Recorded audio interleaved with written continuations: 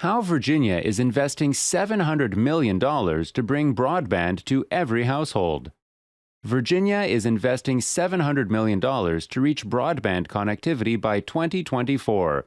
The initial plan to get to the high-speed connectivity in 2028 has been cut down with this new investment. This is a historic connectivity investment by a state. Governor Ralph Northam announced the project in July. The pandemic gave us a lot to think about while we stayed home for months. We got to do everything online and continued to get support virtually. It is why the tagline, "Alone Together," became such a powerful tool to describe our situation. The internet held commerce, education, healthcare, governance, and entertainment together while we all stayed indoors. From apps that delivered shopped items to apps identifying virus-infected people to Zoom court hearings, the world experienced the true global village concept. The pandemic made people in power realize how imbalanced the citizens' realities were.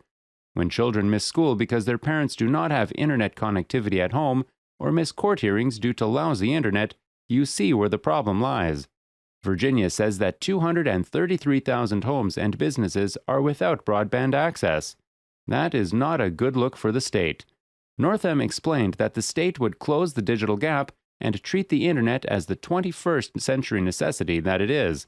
The pandemic has called for robust internet access across the state. The communities without internet access were also the most affected by the spread of the virus.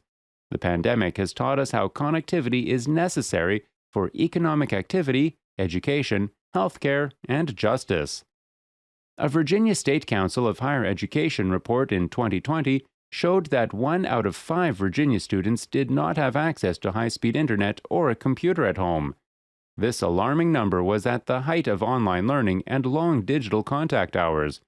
The students sampled were from kindergarten to college, so the totality of the report counts all students of the state. The report's breakdown showed the following. Out of kindergarten students, 14% of them lacked high-speed internet, and the same was valid for college students. 10% of college students fell within this same category of lack of high-speed internet. The State Council of Higher Education also noted that the internet got less speedy in rural areas, and students within this living bracket were the highest affected.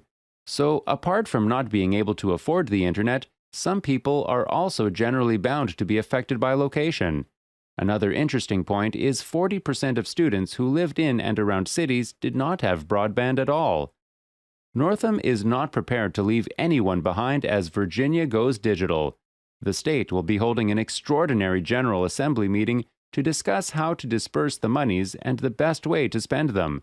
The Democrat is the first to draw such a comprehensive and firm commitment to achieving a goal within such a short time frame. The state has been sending out a portion of their budget on broadband.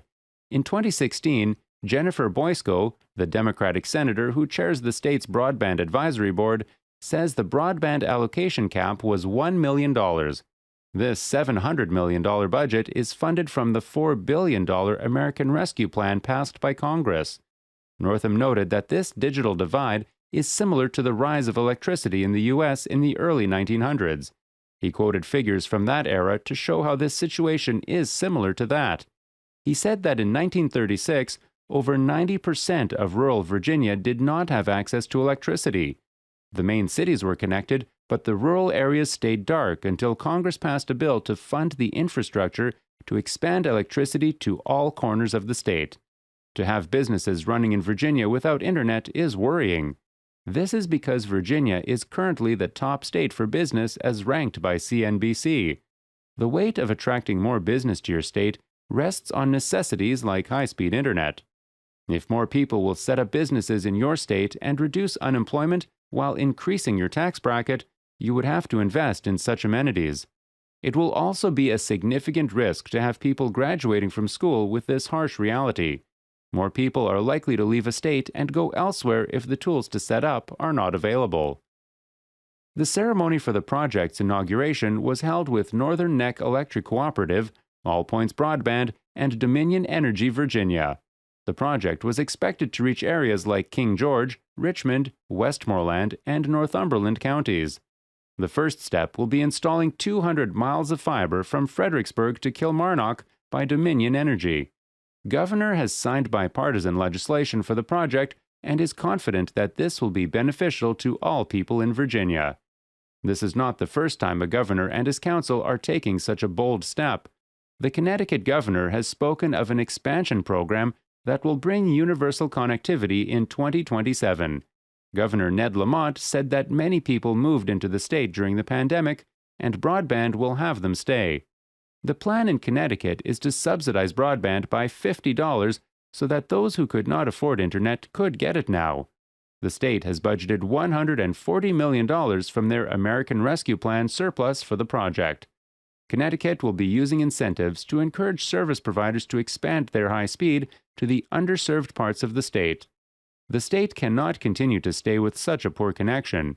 The research called Broadband Access exposed the actual state of the connectivity in Connecticut. Massachusetts has twice the population of Connecticut, but the number of residents who lack internet access is twice the number of Massachusetts. The Broadband Council of California is also pushing for a lengthier and more affordable internet connection. The state of California is woefully behind in the universal connectivity game. The state is setting aside $6 billion to connect everyone. The initial amount was $7 billion from the surplus of the state's federal recovery funds. In Governor Gavin Newsom's tweet on May 14, 2021, he proudly laid out his plan. The tweet reads, "New, CA will be closing the digital divide. We're investing $7 billion to achieve broadband for all, making broadband more accessible than ever before." The project is the most extensive one in size and amount for broadband infrastructure. The state has 83.4% of its population connected to broadband, but only 52% can boast high-speed internet. California is investing in building its economy back as the biggest sectors of the economy are now digital. Although the timelines are not clear, it is still very far away from absolute reality. The Golden State will not beat Virginia to it. The cable companies are not very pleased with these plans. The Cable Industries National Association claims that 80% of Americans have access to the internet, and the 20% who do not will be catered for by them soon. The industry fears competition from the government. The government is using fiber while the cable companies use cable, but public agencies' potential to get better and surpass private companies is a concern. The states have assured cable companies that they are setting up only where cable companies have not covered. But in the long term, what if the government starts competing with the cable companies for customers in the cities? In Utah, the universal broadband goal has been exceeded, and the monies government is making from subscriptions is going back into expansions. And since cable companies charge 200% to 300% more than fiber costs, it becomes the best choice. This opposition has come as a shock to many citizens, but business experts are not surprised. These are future expectations and realities that cable companies are trying to curb. The people of California know corporations and their strive for blood when it comes to money, so this was expected. Still, the various states who have set bills before Congress are hoping for favorable broadband expansion acts. What are your thoughts on Virginia's state's investment in the broadband infrastructure of such magnitude? And do the cable networks have a reason to be worried about the amounts committed to these projects?